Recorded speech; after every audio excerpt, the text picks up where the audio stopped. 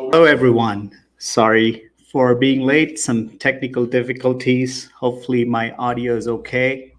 Welcome, all self masters and innovators. Thank you for joining me on this live stream. No editing here, it's all spontaneous. I do have something, a structure prepared for you guys, so it's going to be fun.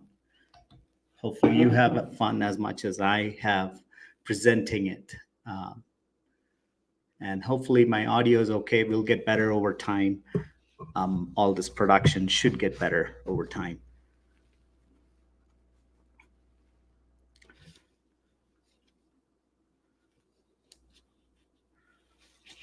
All right. The topic for this live podcast is something that is relevant to self mastery.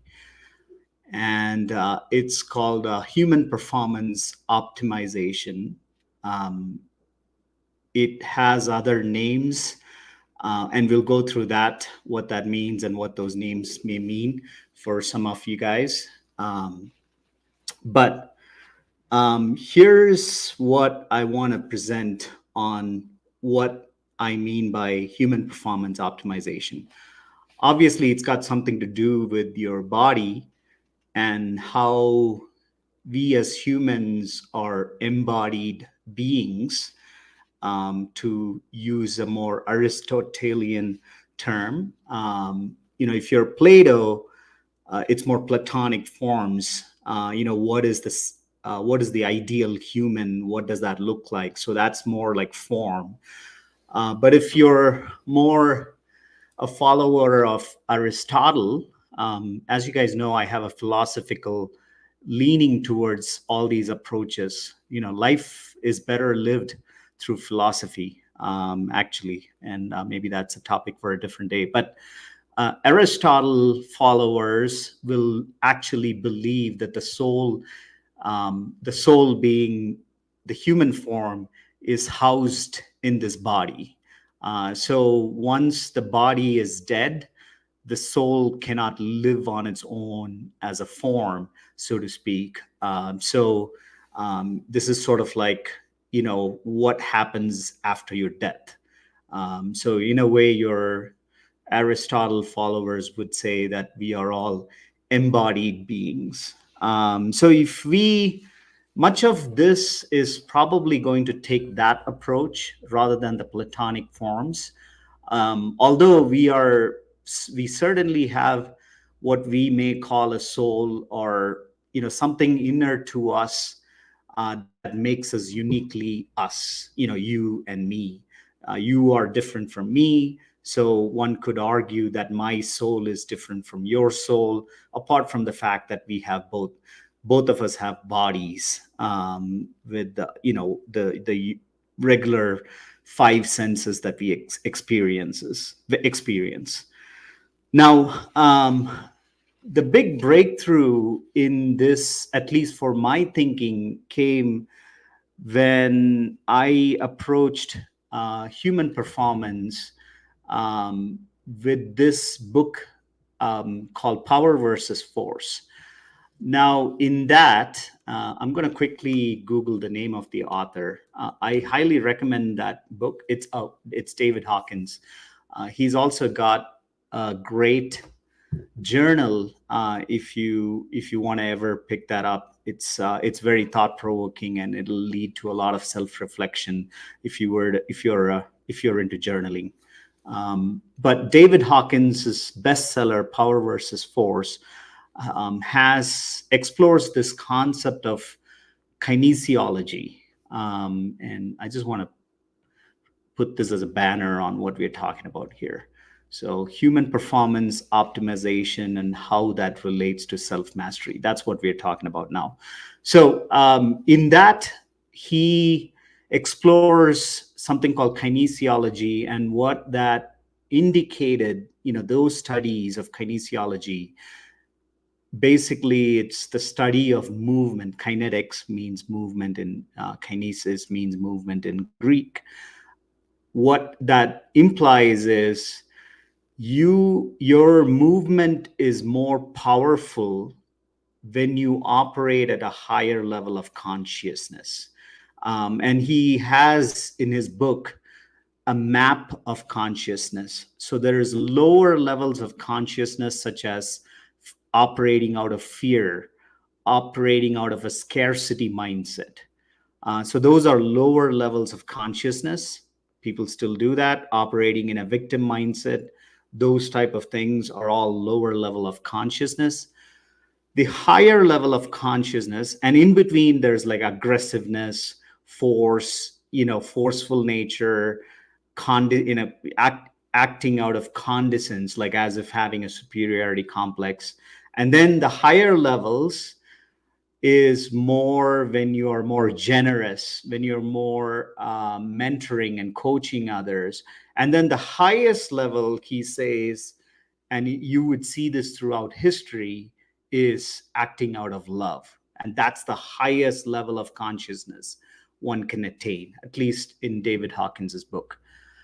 Now, if you took that example, if obviously, spiritual leaders such as Buddha, Jesus, Krishna in Hinduism have all operated at that level of love, and hence their power, so to speak, is enduring. It's not a power meaning physical power. It's more the endurance of their ideas and thoughts, and how it influences other human beings. That's what's powerful.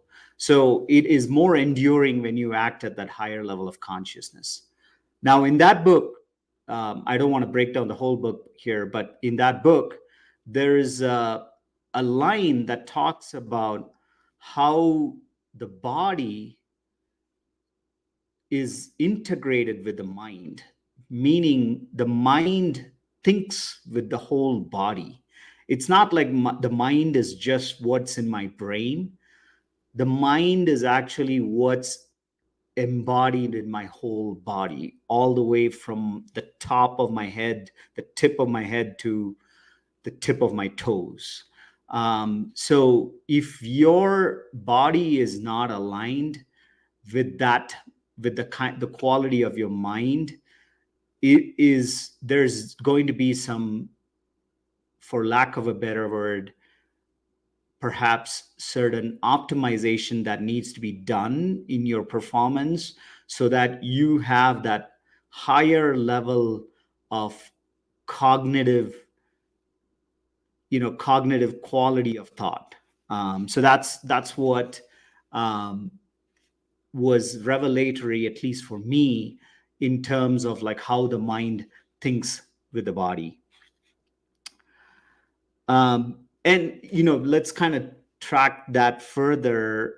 Is when you hear about all these meditation practices, they are much about not letting your mind take off and just think random thoughts. It's more about your mind, your thoughts, and what effect it has in the body. So in a way, it's a grounding exercise to make you come back to your body, to integrate what's happening, all these ideas that are floating in your brain, integrate that with your body. And that's what that is. In a way, these meditation practices, even though their claim is it improves the quality of your mind and your thinking, that's exactly how it accomplishes that, through neuroscience and neurobiology. What I also realize is this human performance, which is definitely related to the body, helps you attain a certain mental clarity, a mental acuity, a level of razor sharpness in your thinking. Have you ever run out of breath and tried thinking? Chances are you're more in a flight or fight mode, and you're going to be looking out. Your thoughts are going to be more out of fear. Versus, let's say, if you're a coffee drinker, you might have experienced this. Early in the morning, you have your cup of coffee. You just had a great night of sleep. You wake up, you have your cup of coffee.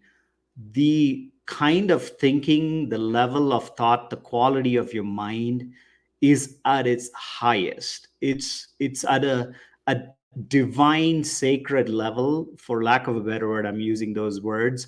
That's the razor sharp cognitive ability that you can actually experience, and in a way, through human performance, sustain that throughout the day as much as possible. I mean, obviously you're going to decline before you go to bed, or perhaps if you didn't have a good night of sleep, or something happened in your day that kind of made your levels go down fast, but the sharpness can stay for a longer time when you implement certain human performance practices. Now, there's another approach to human performance, in terms of mind and body. Lately, the philosophy of Stoicism has gained popularity through the writings of Ryan Holiday. Ryan Holiday is a protege of Robert Greene, and he's written. I think one of his best books is, "The Obstacle is the Way." There are other books he's written, but the idea is, how can you implement a Stoic practice, the philosophy of Stoicism, which is a Greek, Seneca, the philosopher's thought process of how you don't let events that happen in your life affect your mental state, and potentially how you react to them. So it's not as you would think, sort of like the boomer generation, how stoic and unemotional they are. It's not that at all. In fact, what Seneca is saying is emotions are good, but how you respond with those emotions, that's the key. So in a way, you're taking ownership for your emotional state, and then you are responding in a manner that's discerning what was beyond your control and what is within your control. So that's the philosophy of Stoicism.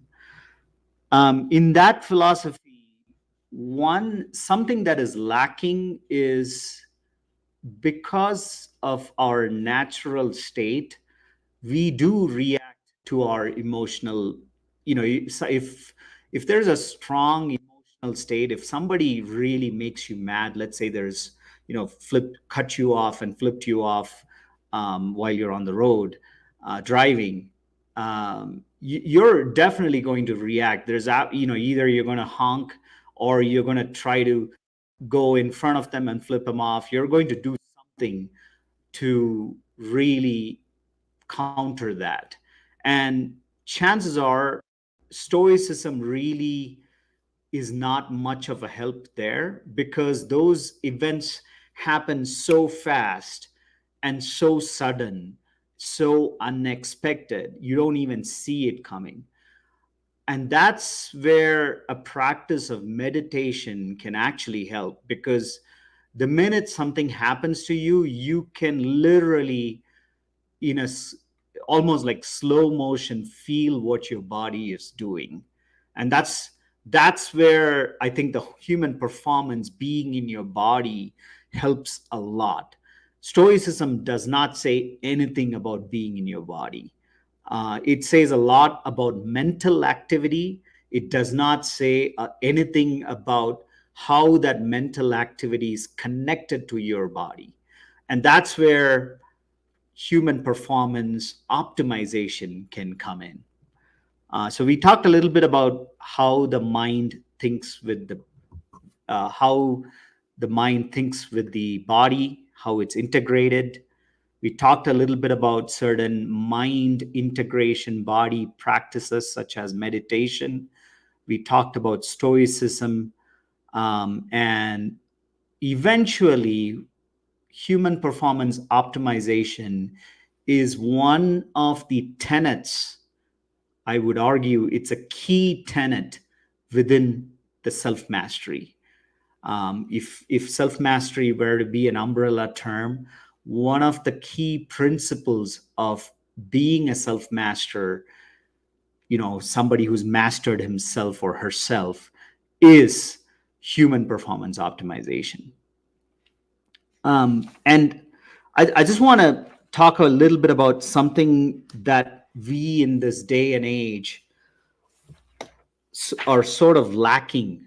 We oftentimes, when I talk about self mastery, a lot of people think about it as some kind of a masochistic behavior, self-flagellation, like, oh my God, you're going to, suffer yourself, undergo some suffering, and give up all good things in life, such as wine, alcohol, friends, travel, and things like that. Hardly the case. I think this recipe for self mastery sounds too cruel to some people. It's just too cruel. And it's a degree of sensitivity that these people have because of their own lack of practicing some level of discipline. It's sort of like an excessive sensitivity that you have in this age because of certain luxuries that you have experienced. you know Sitting in a, now it's winter. If it's cold outside, you can sit with the convenience of your house, a heated house, without having to go pick up logs for fire. And you just turn on a button or set the thermostat on your app, and then boom, you got heat. And now you can sit on your couch and mindlessly scroll. And that leads to some excessive sensitivity towards self mastery. That degree of discipline is seen as some sort of missing out, or some sort of a self-flagellation, or masochistic behavior. So I just want to offer that. And for those type of people, nothing happens spontaneously. I mean, chances of that happening, anything's happening spontaneous, is going to be so remote, unless you're some sort of a born genius, such as Freddie Mercury, or some kind of. And obviously, those people don't live very long because of this unreasonable, perfect expectation that they have of themselves. I just want to leave you with this thought, that you do not rise to the level of your goals. Such people, I'm not saying are don't have goals. They do have goals. They really think that they can rise to the level of a goal, like they set a goal and they think they can go up to it. But actually, what ends up happening most of the times, is you fall to the level of your system, of the systems that you create. So you don't rise to your goal, but actually you fall to the level of the systems that you have created. So in order for you to attain that goal, you have to create certain systems within their life. And this is where human performance optimization comes in, is what are the systems you're going to create so you can fall back on it. And that sort of, in a way, is like a rising tide for you. So your outcome is sort of the daily habits that you follow, that you actually, and how well you follow it, how consistently you follow it, actually produces the outcome. So now I want to move on to this next topic of Descartes.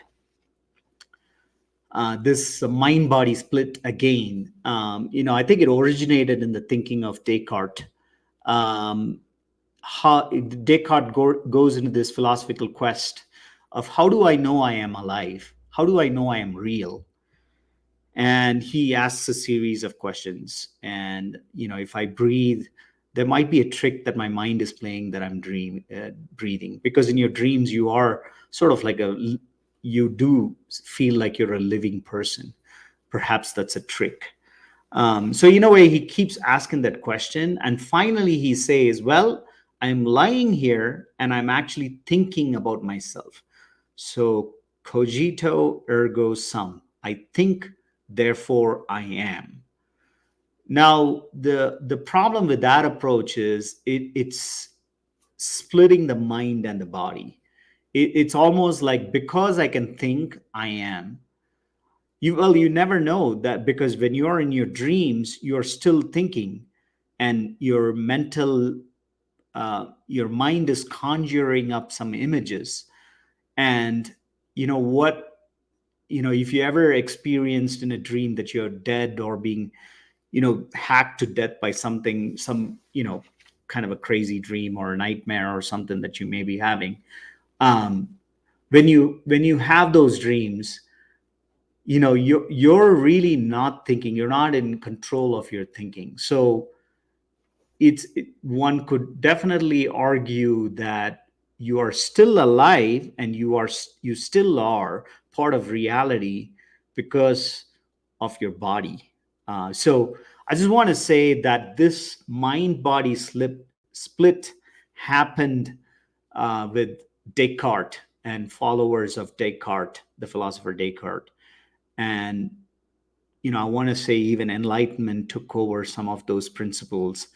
And now, with this Eastern introduction into philosophy, perhaps with philosophers such as Schopenhauer, Nietzsche, all these guys who adopted some Eastern thought process into their thinking, have actually integrated certain mind and body um, principles. Okay, now I want to move to the third topic in this human performance optimization. If you Google search human performance optimization, the biggest thing that'll come to, it'll be at the top of your search result is the word biohacking. You just can't escape that. And let's kind of talk a little bit about the definitions of biohacking. Take a sip of water here.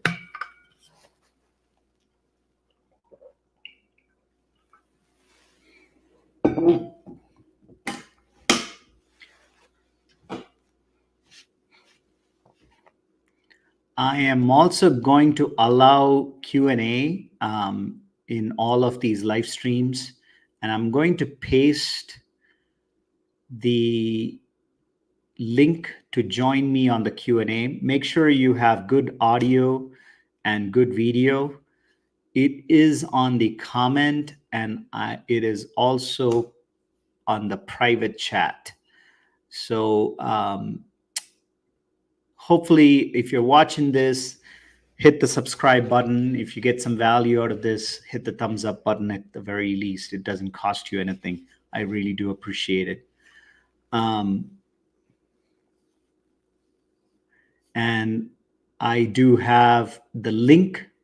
If you want to join me on this live stream, you are more than welcome to join. And you can join by clicking that link that I have on my comments and on the private chat of this live stream. And you can only do that when I'm live. You just can't do that once the show has ended. Then you can watch the video, recorded video, but you just can't join me on a Q&A or anything like that. Okay. Biohacking definitions. What does that look like? Well, the word hack, let's explore that. I believe there are three meanings to that word, at least in how it's used in the modern day, especially in the tech, because my background is technology. And, from that world, where does that, basically that's what introduced this word hack into the vocabulary. And what does that mean? Originally, it meant somebody who can gain access into a secure system, expose the data, and use the data to their own advantage. Either they can sell it, either they can get in and do some ransom type acts, basically malicious things that they can do with that exposure of data. So that's where the original word hack came from. Now, because of the fact that they're sort of gaining access to certain data and they're able to use it to their advantage, growth marketers adopted that word, and what they did was they used the word growth hacking. And the way they use that word is sort of like doing certain experiments, pulling some levers, pulling and pushing some levers that would produce some quick, that will hasten a certain outcome, produce very quick results, or at least they hope to, right? It's like, if you want to think about it as shortcuts, that's what a growth hacker would mean by that. Now, there's also another meaning. The third meaning to this is like a hack job, meaning something that was not done well, but just kind of like a band-aid solution that's going to be there temporarily to fix something. So those are the three types of the meanings that we can associate to the word hack. So technically, the way biohackers use this word is like they're doing certain things, sort of like a cheat code that they have in order to attain certain human performance with their bodies, and that they can achieve certain outcomes, like maybe they aesthetically they look great. It's sort of like a vanity project, or they can perhaps gain some energy or feel good. So there's so many results that they hope to attain with that. So where exactly is the place for biohacking? In the modern day, where do these biohackers practice this? I want to turn to Dave Asprey, who's considered the father of biohacking, and what he, this is a quote from his book that I want to read. The quote goes something like this: "The number one rule of biohacking is remove the things that are making you weak or old." So what that means is there are certain things in you that makes you weak in your body. Remove it, eliminate it. You might have heard him talk about zombie cells. So these are like dead cells that are just sticking around and pretending to be alive. Get rid of them, right? So that's Dave Asprey's quote. And I think in the modern day biohacking, I would term these guys as biohacking bros. And I mean that in the negative connotation. There's a positive way to describe this, but before I go there, I want to point out all the negative aspects of this biohacking, bro science, right? So what does the bro science look like? There are two types of bro science, biohacking bros. One is the avoidant type, and I'll explain what that means. And the second is the feel-good type. First, let's talk about the avoidant type. The avoidant type are the Dave Aspreys of the world. They also can be the Brian Johnsons of the world, but that's a different animal. It's sort of like a vanity project. But, the avoidant type, you will see that they want to lengthen this life. They want to prolong life on Earth. Dave Asprey hopes to live till the age of 190, right? Brian Johnson wants to reverse his age. They are a little more commitment phobic to the present, to the now. What can I enjoy now? Can I enjoy a glass of alcohol, a glass of wine? No, if it's going to produce zombie cells, I probably shouldn't. Now, they practice what they call themselves practitioners of self-care, but there is no self, or the self that they care for is a false self. So these are the avoidant types. They also do not live self-consciously, meaning I think this happens with the feel-good types. I'll get into that. Again, it's the topic of what is my purpose? What am I doing on earth? And when will that end? Oftentimes, we live our lives mostly in decades. There's, I think if you ever read anything from the Bible, King Solomon is considered the wisest man on earth. He talks about seasons of life, and there's even a song, "To Everything Turn, Turn, Turn," sung by the Birds. It's kind of like a 60s hippie song. But the idea being there is a season, there's a time to live, there's a time to die, there's time to work, do enjoy the harvest, there's a time to do everything, right? And it all comes to an end. That's when time makes sense. If everything did not come to an end, if there was never a time that you did something for the last time, let's say if throughout your life, if you kept having babies and that was never a time that this was the last baby that I had, or that's kind of a different example, but let's say perhaps there will be a time in your life when it's the last time that you're ever going to experience something. It could be, trying to think of the last time, I mean, I don't know, maybe the last time you may have sex. There might be a time for that.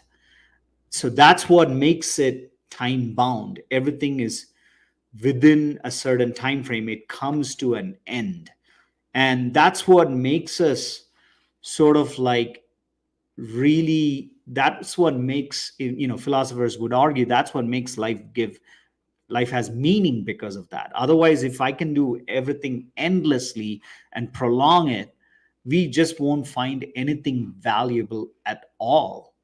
So that's the avoidant types. I don't want to digress and get in too much into philosophy, but the idea of these avoidant types is they just don't want it to end. So they just want to avoid and prolong life, and sometimes even reverse it. So they don't, again, the reversal is more like, I don't want to be old. I want to stay in youth, which is considered the prime time of your life. And now you want it so badly that you want to go back to that. So again, that's the avoidant type. The second type of the biohacking bros, or at least the bro science, is the feel good types. Now, these guys are the social trend followers. They avidly follow Andrew Huberman. They avidly follow all the biohacking conferences. They go to all these different things, and they, excuse me, they're all about experiencing and leading a pleasure-filled life. Now, yes, the practice that they follow may not be all pleasure filled. For example, they do undergo like cold plunge. It may not be the most pleasureful activity that they may be doing, but that is practiced to gain some sort of a hedonistic pleasure, like of, hey, I'm going to go to this place and I want to release endorphins through this practice. So hence, it's not a matter of presence. Maybe it's a matter of, I get to, for example, I get to enjoy more sex. Nothing wrong with having sex. Again, it's a fine line. It's very nuanced here. But how can I maximize that pleasure for me and for that other person? And I'm going to practice certain hard things for a temporary thing that is fleeting again. It's not something that is potentially leaving some kind of a mark for somebody else, but more an inner experience and a little more of a narcissistic experience that one may have, that I'm in love with my own reflection, but the reflection doesn't necessarily have what is unique to me. is just a mirror image, but it doesn't have my inner being in that reflection that you see, which is what we call, which is the problem of narcissism, is that we see ourselves in the mirror and we fall in love with that mirror image instead of the full image that is not seen in the mirror image, um, or full self, I should say. So the feel good type bro science is more about social trend following. You will see them follow Wim Hof.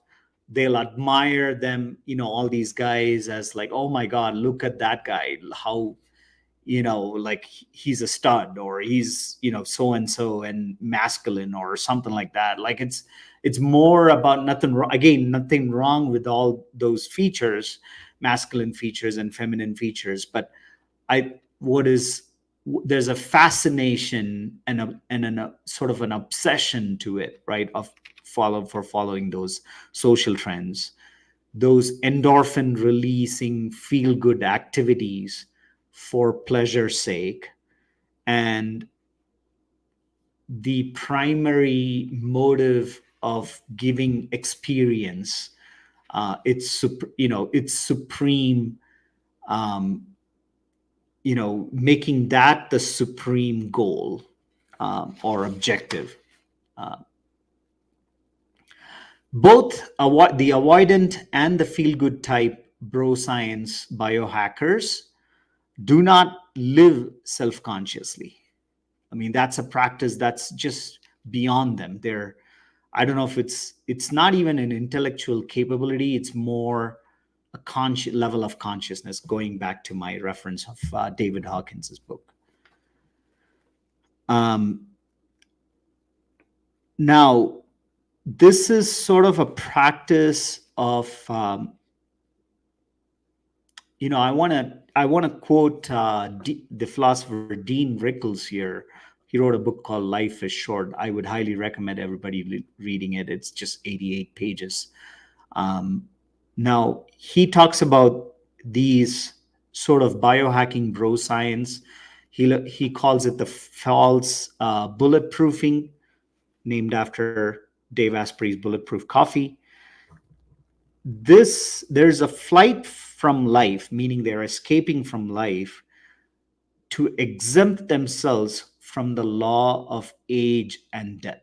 It's sort of like avoiding that, to escape from it into another sort of like a practice or some sort of a distraction to escape from the law of age and death.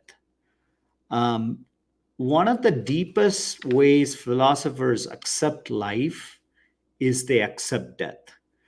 You often hear of memento mori.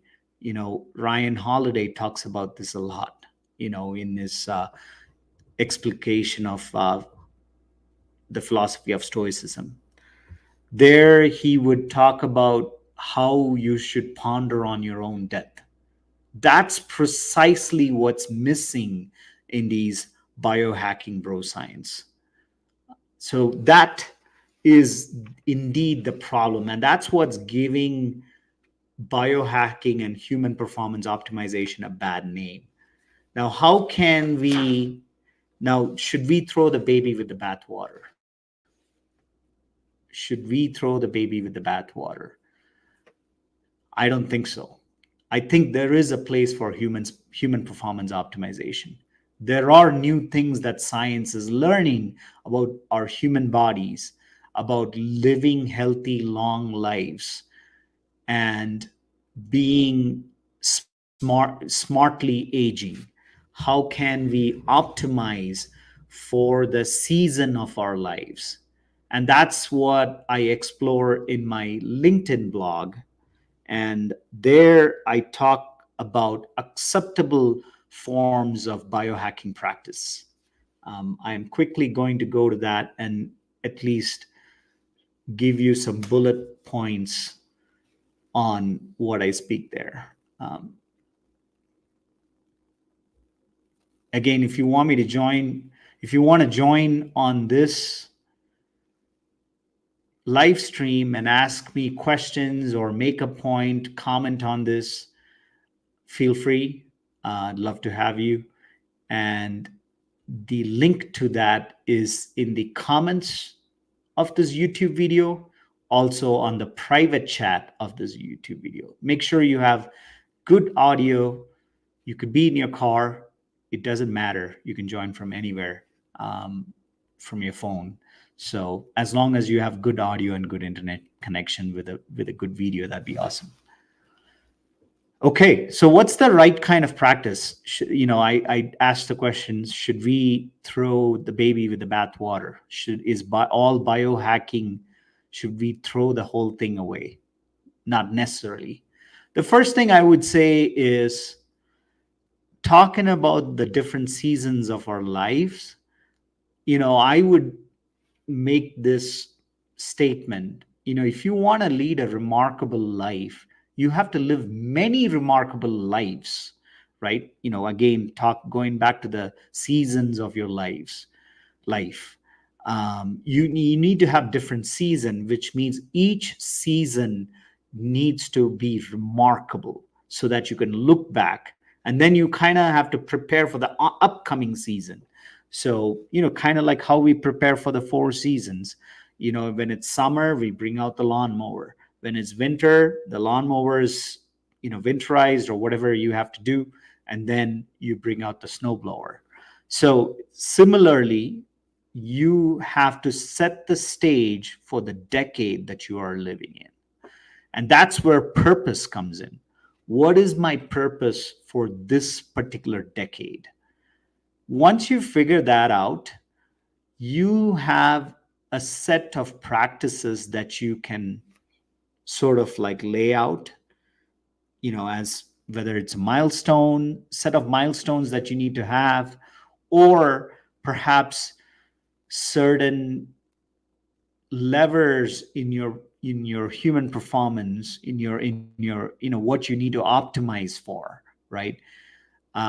In later in life, it could be something related to your lipid profiles, but earlier in life, it may not matter as much. It might be more mental acuity. So how do you accomplish that? So understanding what your decade is going to look like and what sort of biohacking activities that will serve the purpose to live that decade remarkably well is going to help you. The second point I want to make is we have certain proclivities due to our genes, genetic makeup. For example, my grandfather had Alzheimer's. He had that for about 4 years before, he was dead, before he died. So the point being, I probably have a proclivity to that. Knowing that, what are some practices that I can mitigate? Science says the onset of Alzheimer's is not in your 70s. It's actually in your 40s or late 40s or 50s. So what are certain practices that I'm not saying that I can prevent it completely. Eventually, it may come to me. But what can I do to prolong that onset so that I can live a decade of my life with that mental sharpness, right? And perhaps, that was the problem, right? So when, let's say, your mind is down and your body is still active, a lot of times that's what happens with Alzheimer's. I mean, I'm just taking this as an example. Alzheimer patients is their mind is somewhere else. It's not in line with their body. So they tend to wander off into the world trying to repeat something that they practiced in their 20s or 30s. Because of that, a lot of times there's accidents that happen. They run into stuff that they didn't realize has changed. Those are the things that actually cause their death. believe it or not. It's not Alzheimer's itself that is fatal, but it's other factors that occur due to their condition. So risky genes, genetic makeup, can, if you knew what you're at risk for, perhaps a heart condition or a cardiac event, that is how your parents or perhaps your grandparents had that risk. And that in turn tunes you into certain practices that is going to mitigate that risk. The third is really about science. So science is always developing. As you know, science is a series of experiments trying to prove a certain hypothesis. Until that hypothesis is disproven, that will prevail. And then suddenly something new comes in, it gets disproven. And then that, so on and so forth. That's how science progresses. So with that, we are in new territory in the field of biology in terms of like what we are learning about our own human biology, and what are the limits of it, right? And as we adopt these scientific practices, we are going to be more at, the chances of us adopting some of these practices, they're all experimental in nature, is going to, again, this is not medical advice or anything like that, but it's more, you can be the author of your own experiments with your own body to the level of risk that you're willing to take. Somebody who is stage 4 cancer will usually take an experimental drug, but somebody who's got stage 1 will probably do more things that are perhaps more proven in the science in that space. So similarly, there are certain practices that are highly experimental and not enough data, doesn't have enough data. But there are certain practices that have enough data. For example, sunlight, the cold and heat exposure through sauna and cold plunges.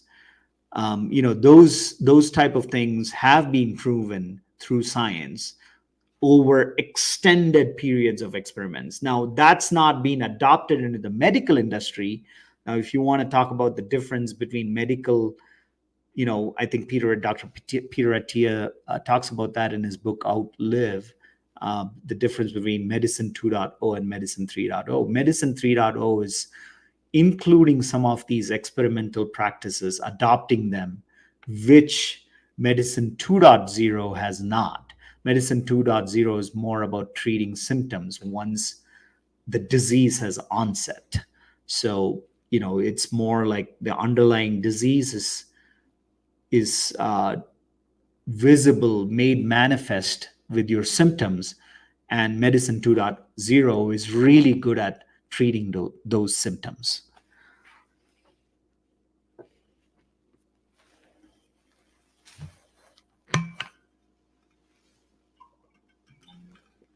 I hope you're enjoying this live stream, and if you're following me so far, please give this video a thumbs up, or hit the subscribe button.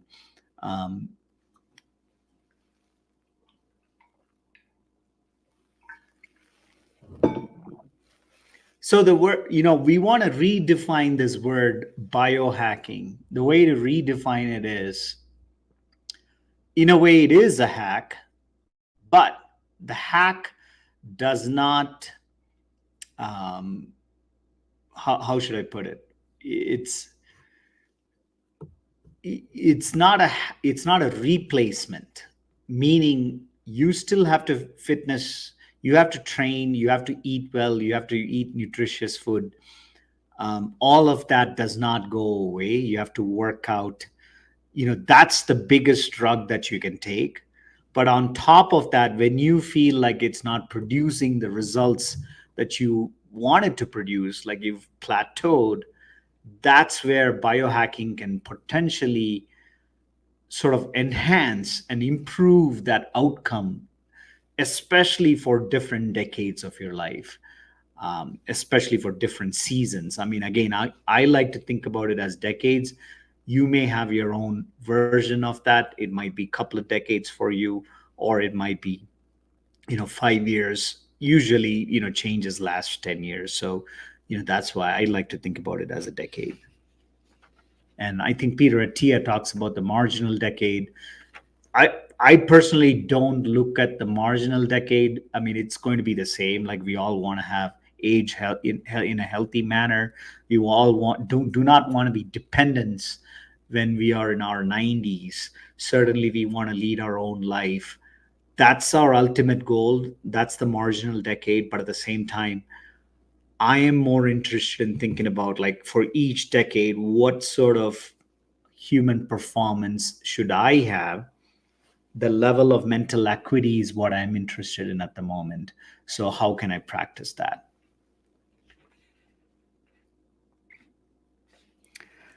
All right. I want to talk a little bit about my practices. What are some of the practices that I have undertaken for the last, I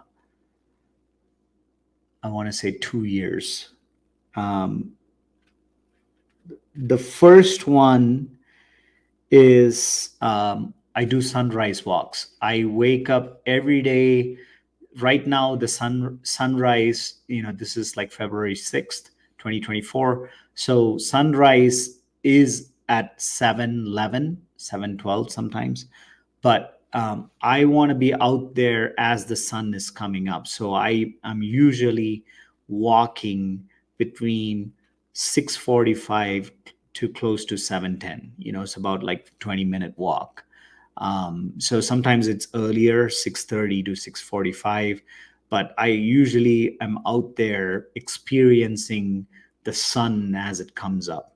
That's number one. The second thing that I also do is cold shower for 90 seconds every day. And what that does is it triggers cortisol. A lot of times, cortisol is seen as a stress hormone, and cortisol is bad. No, I mean it's actually a naturally occurring hormone that is secreted in your body, and you do need that to wake up and get into motion. So that's it. Cold showers trigger that, and also they also trigger dopamine. They enlarge dopamine receptors. So in a way, you can receive. Dopamine is more like like an outlet and a plug that you plug in for the electricity to flow through. So in a way, you need to have those receptors receive those dopaminergic cells. And what the cold plunge does is it increases the number of receptors. So that's what I do. So cold shower, then a sunrise walk. I do take supplements. I'm not going to go through the full list of supplements, but there are two supplements that have really helped me, especially at late in the evening. One is magnesium. People look at it as more like a muscle relaxant. The second one is apigenin. It's just phenomenally increased my sleep. I consistently get 8 hours of sleep. And the way I've done that is it, and this is not habit forming or addictive or anything like that. I still require the same amount. I mean, I still take those same amount of the dosage is the same. It's not like I have to keep increasing to get that level of sleep. So apigenin and magnesium around 8 o'clock at night, and I go to bed at 10. So about a couple of hours before I go to bed has been phenomenally helpful as far as supplement goes. There are other supplements that I take, but I'm not going to go through that here on this live stream. There are two other fitness measures that I've taken in the last 2 years. Resistance training, which, if you want to call it weight training, to build muscle. And obviously, as I age, I definitely want to have good muscle and bone structure. So how I do that is through weight training and resistance training. The second one is I measured my own VO2 max, and we'll talk about that in a different video. But if you want to know more details, Peter at TI extensively talks about it. So I did a VO2 max test. I was in the fair range, below average range. Now I've gotten to the average range. And the way I did that is through some exercises.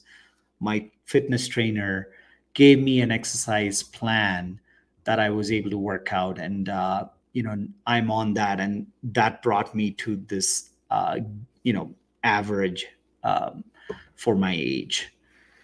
So those are two things that have kind of worked great for me.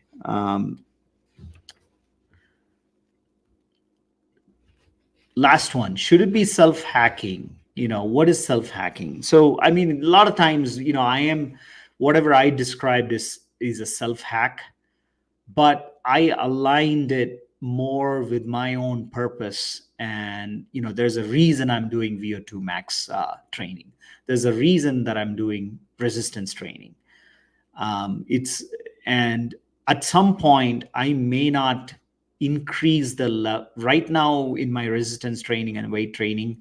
I am increasing weight to build bigger muscle, but at some point I'm not going to do that. I'm going to taper off and say, you know what, this is as good as it gets for my age, and from now on I'm okay for it to decline. I'm going to get there, but at the same time, that's how I'm approaching my own self hack. And I'm hoping that if you're biohacking, you're approaching it with that sort of a mindset where it is more aligned with your purpose and the season of your life, like I described earlier. A lot of times self-hacking is driven by peer pressure. Others are doing cold plunge. That is so, oh my God, that guy or this person is amazing. Or you read about this in the books. Robin Sharma has got this book, 5 a.m., wake up, or whatever that is. Like, he talks about all these billionaires, they wake up at 5 a.m. So if you really want to be successful, you ought to wake up. I think it's called the 5 a.m. club. But the idea is like everybody's doing it. So, like all these CEOs are cold plunging. So you should also do it. So now by associating, you become some sort of a CEO, or a billionaire, and you think, or you're on track to become one at least. Not saying that's a bad thing, but just kind of know your true intentions. Just because somebody else is doing it, all successful people are doing it, so I must also do it. No, success is relative. It can be your own version of success. For example, it may have nothing to do with amassing billions of dollars. Keep in mind, all these biohacking practices are largely experimental. So it actually makes sense for you to track these experimental practices with certain biomarkers that you can track to see what sort of progress that you're making. If you're waking up every day in the morning doing a cold plunge and running out, in the sunrise, doing the sunrise run or whatever you're doing, it's hard enough to do that. And if you did that for, let's say, 5 years, and you realized it did not move the needle once, you just wasted all of that time and wasted all of that effort that you could put into something else. So, or even just slept through that morning for 5 years. So the point being, understand that these are experimental.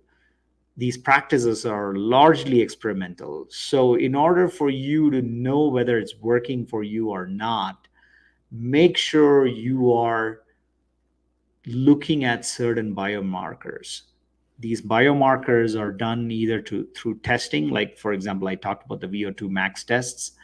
I also recommend doing blood tests, not from your annual exam, but from websites such as life tracker. Let me see what that website is. I believe it is Life Tracker.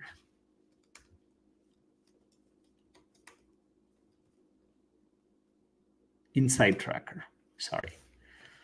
So you could use Insight Tracker. They draw your blood. You can go to Quest Diagnostics and get the blood drawn and see some results.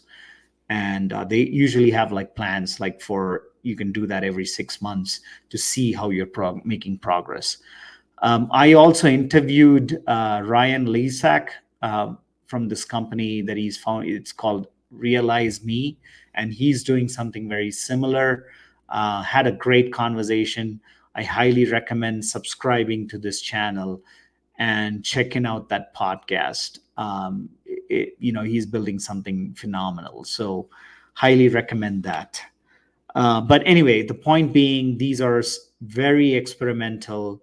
Make sure you are at least tracking some biomarkers to see what sort of progress you are making with these.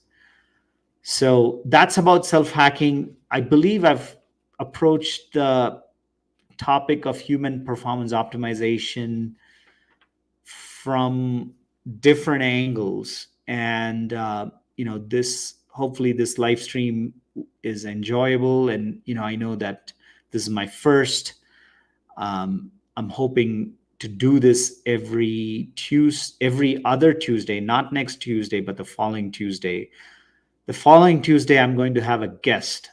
He's got an AI startup that's going to be more in the innovation space. And he's a Inc. 500 startup founder. And, you'll see, subscribe to this channel and you'll see the notifications come up on what that topic is going to be about. But I can tell you, it's going to be a phenomenal conversation. Again, since it's live stream, we will allow Q&A at the very end. So you are absolutely welcome to join the live stream, perhaps, comment on it or ask any questions to me or to my guest. Once again, thanks for watching this wonderful live stream, or this experimental one, I should say. And I really wish you guys, or, both follow self-mastery practices and human performance optimization practices, which I believe is a complete part, a key tenet of self-mastery. So once again, subscribe to this channel. And if you got any value out of this video, hit the thumbs up button. It doesn't cost you anything. I really do appreciate it. And thanks for watching.